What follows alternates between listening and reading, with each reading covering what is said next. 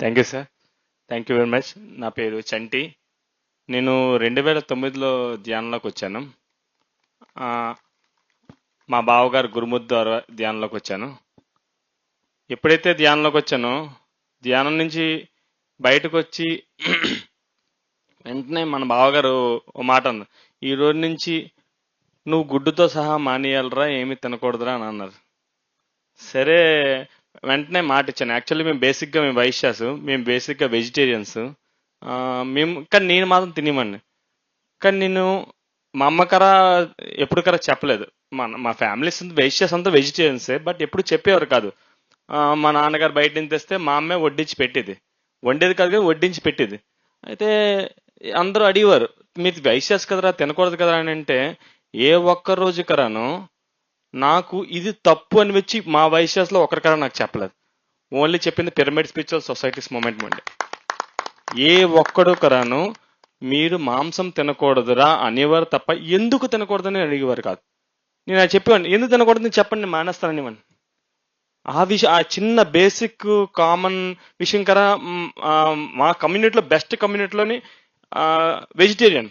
ఆ వెజిటేరియన్ మా community vegetarian మేము ఉండలేక మా వాళ్ళే చెప్పలేదు ఇది తప్పు, ఇది చేయకూడదు అనే విషయం చెప్పలేదు. ఎప్పుడైతే మా బావగారు చెప్పారో ఆ రోజే ఆ క్షణం వదిలిపెట్టాను. టిల్ ఈ రోజు వరకు ఆ మూమెంట్ కోసం నేను పనిచేస్తున్నాను. అయితే ఈ ప్రోగ్రామ్కి నేను హాయిగా, అంటే నా జీవితం బాగా మారింది అంటే ఎన్నో సమస్యలు అనిపించాను నా లైఫ్లో. అంటే మీకు చెప్పాలి, నేను తగరపలసలో వ్యాపారం స్టార్ట్ చేశాను. 10 సంవత్సరాల వరకు వ్యాపారం చేస్తే నేను ఒక ఎవరైనా బిజినెస్ బాగుంటే కంటిన్యూ చేస్తారు కదా. నా బిజినెస్ లేకపోయినా ఆ బిజినెస్ కోసం అలా 10 సంవత్సరాల వెయిట్ చేశాను. 10 సంవత్సరాల తర్వాత నా బిజినెస్ అద్భుతంగా గ్రోత్ వచ్చింది. వదిలిపెట్టలేదు దాన్ని, నా బిజినెస్ని. నేను ఎప్పుడైతే నా వ్యాపారం స్టార్ట్ చేశానో అప్పుడే నేను అనుకున్నాను, ఏదేమైనా నేను ఒక తలపెట్టానంటే దానికోసం ఉండాల్సిందే. నేను కదా సార్ మీలాగే సార్ అనుకుంటూ ఉంటాను, ఉద్యోగం బాగోపోతే ఉద్యోగాన్ని మార్చేస్తారు, వ్యాపారం పోతే వ్యాపారం పోస్తారు. ఇంత కష్టంలో కదా ఎలా సార్ చేస్తున్నారు మీరు? మార్చట్లేదు. అంటే ఏంటంటే కమిట్మెంట్. రాజు గారికి ఉన్న కమిట్మెంట్ ఏంటంటే, నాకు తెలుసు సార్ రాజుగారికి వచ్చి చిన్న చిన్న కొన్ని సమస్యలు, అతను పడుతున్న సమస్య మనలో ఇక్కడ ఎవరు పడినా లైఫ్లో మళ్ళీ పట్టుకోరు. చిన్న ఉద్యోగం బాగోపోతే మారేస్తాం, వ్యాపారం ఎంత పెద్ద భారాన్ని మోస్తున్నారంటే అతను మన ఎవరు అసలు ఒక 1 సెకండ్ కదా అది మోయలేం, అంత భారంగా మోస్తుకారను. ఎంత హాయిగా ప్రశాంతం చూస్తుంటే నాకు ఆశ్చర్యం వస్తుంది. ఇన్ని సమస్యలు పెట్టుకొని ఇన్ని బాధలు పెట్టుకొని ఎందుకు సార్ ఇంత హాయిగా తెల్లగా మెరిసిపోతూ ఉంటారు? నాకేం అర్థం కాదు. ఏ కష్టం లేనట్లు ఉంటూ ఉంటారు. నాకు అతనికి ఒంట్లో బాగాలేదన్న విషయం తెలిసిన వెంటనే నా గుండెలో విపరీతమైన వేదన వచ్చింది, తట్టుకోలేకపోయాను. అసలు ఎందుకు నేను ఇంత బాగా ఎంత హాయిగా ఉన్న వ్యక్తులు ఎందుకు సార్ ప్రకృతి వీళ్ళకి సపోర్ట్ చేయని చెప్పి బాగా, సార్ బాగానే ఉన్నాను చంటి, నేను బాగానే ఉన్నాను, నీకేం పర్లేదంటే నా కళ్ళలో నీళ్ళు వచ్చాయి. సార్ నా లైఫ్లో ఎప్పుడు కర ఏడలేదండి, ఎప్పుడు కర బాధపడలేదండి, కానీ మీకు బాగాలేదు అనే విషయం నాకు తెలిసిన వెంటనే నేను తట్టుకోలేకపోతున్నాను సార్, నేను ఏంటి సార్ అని అంటే, చంటి నేను బాగానే ఉన్నాను సార్ అని. నేను ఇచ్చిన 50,000 కరను అది నాది కాదు, మా మిస్సెస్ 3 నెలల శాలరీ మీకు పంపించింది సార్.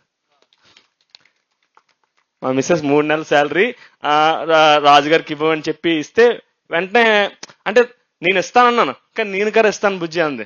అంటే ఎందుకు డబ్బులు ఇవ్వాలి అంటే, నాకు 10 సంవత్సరాల పాటు వ్యాపారం లేదన్నాను కదండి, నేను వదిలిపెట్టలేదు. అలాగే కోచ్గా ఓపిక. మేము బేసికల్ కార్బన్ డైఆక్సైడ్ బిజినెస్ చేస్తాము. ఆ కార్బన్ డైఆక్సైడ్ బిజినెస్ స్టార్ట్ చేస్తే ఒక సిలిండర్ అమ్మడానికి 3 సంవత్సరాలు పట్టింది. ఒక సోడా గ్యాస్ సిలిండర్ అమ్మడానికి 3 ఇయర్స్ పట్టింది. 3 ఇయర్స్ పాటు అలాగే కూర్చొని విజయనగరం తగరపల్స్ 25 కిలోమీటర్స్ అయితే 25 కిలోమీటర్స్ రోజు ఉదయం వెళ్ళడం, షాప్ దగ్గర కూర్చోవడం, మళ్ళీ వచ్చాడు. 3 ఇయర్స్ తర్వాత ఒక్క సిలిండర్ అమ్మని ఎంతో సహనంతో ఉన్నాను. నా వ్యాపారము నాకు బాగా నేర్పించింది, నా ధ్యానము నా జీవితాన్ని నేర్పించింది. ధ్యానం చేయడం వల్ల నా జీవితం నేర్పించింది. ఎప్పుడైతే సంపద ఒక 20 రూపీస్ పెట్టి దాచుకున్నాను సార్, అలాగే 3 ఇయర్స్ దాచుకున్న డబ్బుల్ని మన వైజాగ్ ధ్యాన మహాచక్రంకి ఒక 12,000 రూపాయలు వస్తే, 3 సంవత్సరాలు దాచుకుని 12,000 రూపాయలు వస్తే నాకు బాగా డబ్బుల సమస్య వచ్చింది. ఏంటి డబ్బుల సమస్య ఉంది కదా, ఈ 12,000 రూపాయలు వేరేగా ఖర్చు పెట్టేసుకో, మనకు సంబంధించిన సమస్య తీర్చుకుందాం అని చెప్పి అనుకుంటే, ఆ 12,000 రూపాయలు వైజాగ్ ధ్యాన మహాచక్రంలోని నేను అన్నదానంకి ఇచ్చాను. ది ఫస్ట్ స్టెప్ అండి నేను ఇవ్వడం నా జీవితంలోని. ఆ రోజు నుంచి ఇది వరకు నాకు సంపదకు లోటు లేదు. సంపదకి అంటే సంపద అంటే ఏమనుకుంటారంటే జనాలు కోట్లు కోట్లు వెనకను ఉండడం కాదు. నీ జీవితంలో దుఃఖం లేకుండా నువ్వు హాయిగా జీవించగలిగేవా అనే సంపద. నేను నా జీవితంలో నాకు ఇది లేదు అనే భావన అయితే లేకుండా నేను హాయిగా జీవిస్తున్నాను. ఏదో కార్లు ఉన్నాయి, బంగ్లాలు ఉన్నాయి, నాకు ఏ బాధ లేదు. ఆ శాంతి నేను ఒకటే అప్పుడే ఎవరైనా క్లాస్ చెప్పినప్పుడు ఒకటే చెప్తుంటాను, నీ గుండెల్లో ఇక్కడ దుఃఖం లేకుండా నువ్వు ఉన్నావా, ఇక్కడ దుఃఖం లేకుండా ఉన్నావా, నాకు కావాల్సింది అదే. ఇక్కడ నేను దుఃఖం లేకుండా ఉన్నాను. నేను ఏదైనా స్టార్టింగ్ లో దుఃఖం వచ్చినప్పుడు సంవత్సరాలు ఏడ్చేవాడిని. అలా అలా ధ్యానం చేస్తుంటే ఒక ఒక పెయిన్ వచ్చింది అనుకోండి, మా అయితే ఒక 10-15 సెకండ్స్ అంతే, వెంటనే పెయిన్ నుంచి రిలీజ్ అయిపోతాను. అది ఆరోగ్య సమస్య అండి, ఆర్థిక సమస్య అండి, నిజంగా చెప్పాలంటే నా జీవితాన్ని చాలా బ్యాలెన్స్ చేసింది. చాలా చాలా బ్యాలెన్స్ చేసింది ధ్యానం. ఆ ధ్యానాన్ని పట్టుకొని అలాగా సేవ చేయడం. లాస్ట్ టైం సార్కు ఫస్ట్ నువ్వు నాకేం చేస్తావు కదా, నువ్వేం చేస్తావు అన్నాను సార్. కానీ తగరబోల్స సెంటర్ చాలా అద్భుతంగా ఉంది సార్. ఎవ్రీ మంత్ క్లాసెస్ అవుతున్నాయి. సంతోష్ మేడం అని ఒక గొప్ప మాస్టర్ తయారయ్యారు. ఆవిడ ద్వారా మా తగరబోల్స మూమెంట్ ని మళ్ళీ బాగా క్రియేట్ చేశాను సార్. మేడం చెప్పాను, మేడం మీకు ఏమి కావాలన్నా చేస్తాను, మీకు సపోర్ట్ నేను చేస్తాను.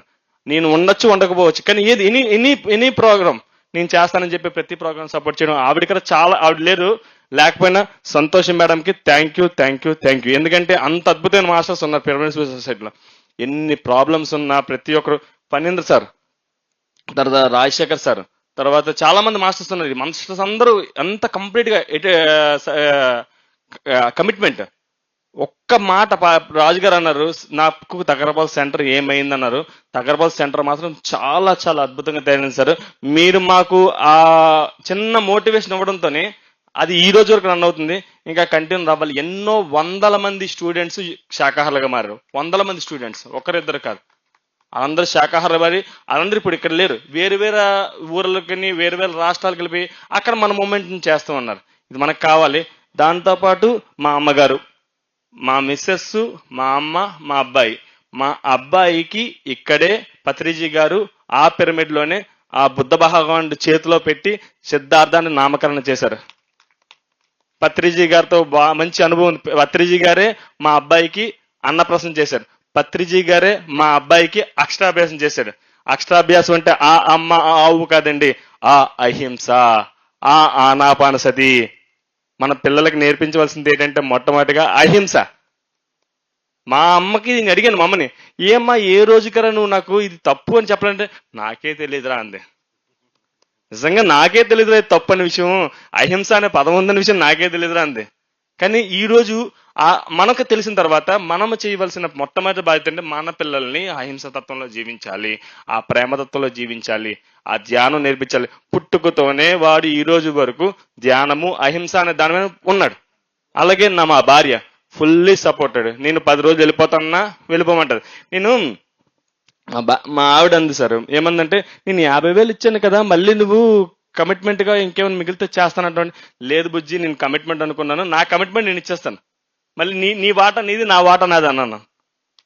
నీ వాటా నీది నా వాటా నాది, నీ వాటా అని అంటే నాకు ఎక్కడో డబ్బులు ఖర్చు ఎక్కువ అవుతాయి కదా, ఆవిడేవో సపోర్ట్ చేద్దాం అనుకుంది. నేను ఒప్పుకోలే, చిన్న కోపడింది. నువ్వు అలాగన్నా తప్ప మళ్ళీ తనే సర్లే రాజుగారికే కదా ఓకే. అంటే నిజం చెప్తున్నాను మాస్టర్స్, ఇక్కడ ఉన్న వాళ్ళందరికీ ఒకే విషయం చెప్తున్నాను ఏంటంటే, మన దగ్గర సంపద ఉందనుకోండి, కొంత సంపద రాజుగారికే కాదు, కొంత సంపద ఈ సమాజానికి ఖర్చు పెట్టాలి. నిజంగా ఎవరికైనా ఆత్మానుభూతి కావాలన్నా, హాయిగా జీవించాలన్నా మీకు ఇచ్చే దాంట్లోనే అనుభూతి కలుగుతుంది తప్ప మీరు దాచుకున్న దాంట్లో ఎప్పటికీ అనుభూతి కలగదు. ఇది నేను తెలుసుకున్న సత్యము. ఎవ్వరికి కలను మనసు ఆనందంగా కలగాలన్నా ఇస్తూ ఉంటే ఆనందం వేరు.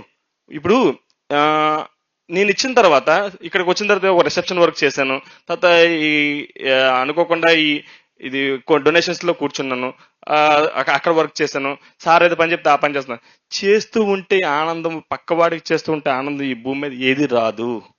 నిజంగా మీకు సంపద కావాలన్నా, ఆనందం కావాలన్నా, సంతోషం కావాలన్నా, మనం ఉన్నది పుట్టుక ఎందుకు అంటే పక్కవాడి కోసం ఉన్నాం.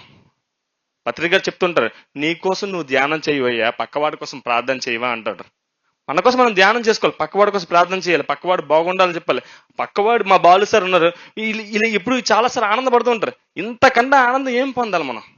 మన వల్ల ఈ భూమి మీద ప్రతి ఒక్కడికి ఆనందం, మేలు జరుగుతుంది అంటే అంతకన్నా మేలు మనం ఇంకేం పొందాలి? అదే నేను అనుకుంటున్నాను, నాకు అదే ఆనందాన్ని ఇస్తూ ఉంటుంది. అలాగను ఎవరికైనా ఎప్పుడు మన తోటి వారు మన వల్ల మన తోటి వారికి కష్టం కలగకూడదు, మన ఇష్టం తోటి వారికి కష్టం కలగకూడదు. నీ ఇష్టం నీ ఇష్టం జీవించు, కానీ నీ ఇష్టం మాత్రం పక్కవాడికి ఎప్పుడు కష్టం కలగకూడదు. అదే పాలసీతో నేను ఎదుర్కొన్నాను.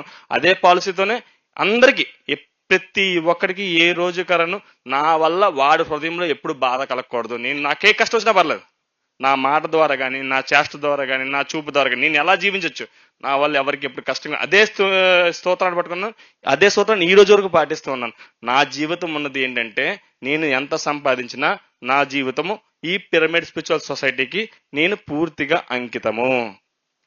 నేను నా జీవితం ఉన్నంతకాలం పిరమిడ్ స్పిరిచువల్ సొసైటీకి ఏమి కావాలన్నా, నా దగ్గర ఏదైతే ఉందో, నా తన్ మన్ ధన్, ఈ మూడు నేను పూర్తిగా దానికి అంకితం చేస్తాను.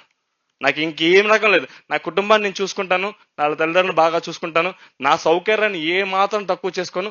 మిగిలినంతా పిరమిడ్ స్పిరిచువల్ సొసైటీకే నేను అంకితం. వేరే లేదు సార్, నాకు వేరే లక్ష్యాల కన్నా ఏమీ లేవు. సంపాదిస్తాను, నా కుటుంబాన్ని చూసుకుంటాను, ఇస్తూనే ఉంటాను. ఇదే నా లక్ష్యం. ఇంకేమైనా కావాలి సార్ నెక్స్ట్ ఇయర్కి? ఏం కావాలన్నా చేయడానికి ఉంటాను సార్. రాజుగారికి మరీ చెప్తున్నాను, నా వరకు ఏమి కావాలన్నా, ఏ రకమైన సపోర్ట్ కావాలన్నా నేను మీతో ఉంటాను సార్. నేను మిమ్మల్ని ఎప్పుడు వదిలిపెట్టను. నాకు కావాల్సింది ఏంటంటే, ఇక్కడ రాజుగారు ఏమంటారంటే, నువ్వు నాకు చేయడం కాదయ్యా, నీ సెంటర్ నువ్వు బాగు చేయమన్నారు. నీ సెంటర్ చేస్తున్న బాగున్నా. నా లక్ష్యం ఏంటంటే, నేను ఇక్కడ ఉన్నాను, ఈ విజయనగరంలో ఉన్నాను, ఈ తగరపలుస్తున్నాను, ఇక్కడ ఉన్న ఈ ప్రదేశాన్ని నేను బాగు చేయకుండా ఎక్కడో ఏదో చేసుకుని పరిగెడితే ఏం లాభం? పత్రిజీ గారు మనకు గొప్ప లక్ష్యం ఇచ్చారండి. విజయనగరం సొసైటీకి కానీ, మన తగరపల్స సొసైటీకి కానీ, వైజాగ్ సొసైటీ కానీ, శ్రీకాకుళం సొసైటీ కానీ, ఇక్కడ మనకు ఒక గొప్ప ప్రదేశం ఇచ్చారు. దీన్ని డెవలప్ చేసుకొని, దీన్ని బాగా చేసి, ఎందుకు డెవలప్ చేద్దాం? 10 మందికి కాదు, 100 మందికి కాదు, 1000 మందికి కాదు, 1,00,000 మందికి కాదు, 1,00,00,000 మందికి కాదు ధ్యానం చెప్పే అద్భుతమైన ప్రదేశాన్ని ఇక్కడ ఇచ్చారు. దీన్ని మనం అభివృద్ధి చేసుకుందాం, దీనికోసం మన కష్టాన్ని పెడదాం. హాయిగా ఈ యొక్క స్వీట్స్ మనం తిందాం, ఈ యొక్క ఫలాలు మనం తిందాం. అంత వరకు నేను ఇతరులతోనే ఉంటాను. నాకు వేరే లక్ష్యం లేదు. నాకు మొదటి లక్ష్యము నా కుటుంబం అయితే, రెండో లక్ష్యము ప్రకృతి వ్యాలీ రాజుగారే. ఇంకొకటి లేదు sir. Thank you very much sir.